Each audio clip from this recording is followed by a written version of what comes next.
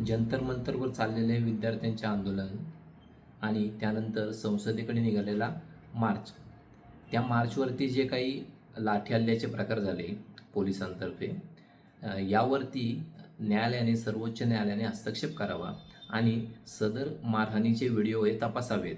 यासाठी जे ॲप्लिकेशन घेऊन सर्वोच्च न्यायालयात लोक गेली होती, त्यांना कोर्टाने सांगितले, सर्वोच्च न्यायाधीशाने सांगितले की हे व्हिडिओ पाहायला आमच्याकडे वेळ नाही, आमचा वेळ घालवू नका आणि तुमचाही वेळ घालवू नका, आम्हाला अजून बरीच कामे आहेत.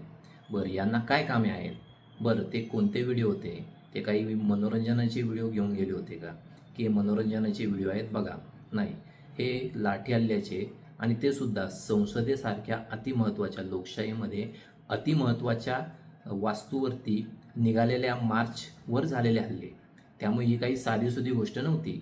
बरं, ते ठरवून केलेले हल्ले होते की मार्चमधल्या लोकांनी केलेले हल्ले होते, हे सर्वोच्च न्यायालयाने तपासणे गरजेचे होते. परंतु त्यांना याच्यात कोणत्याही प्रकारची महत्त्व त्यांना वाटले नाही हे व्हिडिओ तपासण्याचे.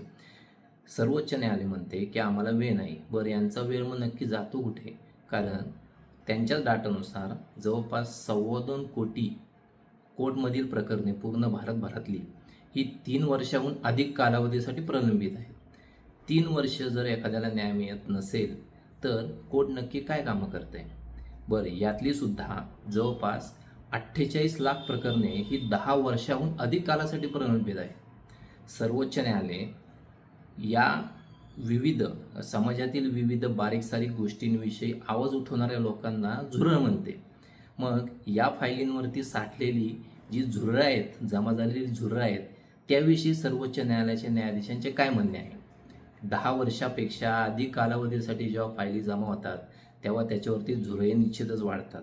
तर ही झुरळं न्यायालय का पोसत आहे, याच्यावरती न्यायाधीशांचे काय म्हणणे आहे, हे सुद्धा त्यांनी निश्चितच याविषयी बोलावे. नमस्कार, धन्यवाद.